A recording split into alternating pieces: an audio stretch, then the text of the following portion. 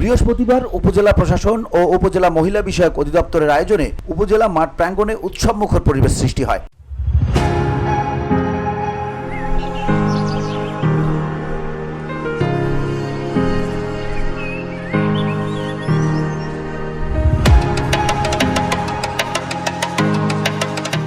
উৎসবে নারী উদ্যোক্তারা নিজেদের হাতে তৈরি নানা ধরনের পিঠার পসরা সাজিয়ে বসেন। মহিলা বিষয়ক অধিদপ্তরের প্রশিক্ষণপ্রাপ্ত ও ইসলামিক রিলিফ বাংলাদেশের নারীদের তৈরি এসব পিঠার মধ্যে ছিল গ্রাম বাংলার ঐতিহ্যবাহী পাটিসাপটা, তালের বড়া, চমচম পিঠা সহ বাহারি স্বাদের পিঠা।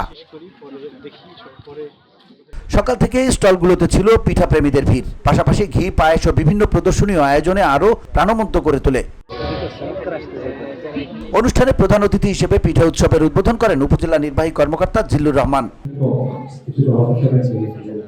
আমরা আমাদের জায়গা থেকে চেষ্টা করছি বা এখানে যে সকল তরুণ রয়েছে আমরা চাচ্ছি যে তরুণ রয়েছে তরুণদের দীপ্তি, তরুণদের যে শক্তি।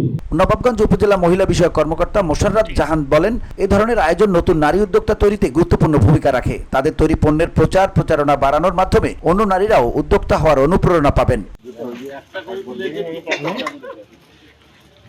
উপজেলা নির্বাহী কর্মকর্তা জিল্লুর রহমান বলেন, তারুণ্যের শক্তি দেশের উন্নয়নের মূল চালিকা শক্তি নারী। নারীরা এখন ঘরে বসে নেই, তারা অর্থনীতির চাকা এগিয়ে নিতে গুরুত্বপূর্ণ ভূমিকা রাখছে। VOD Bangla news desk.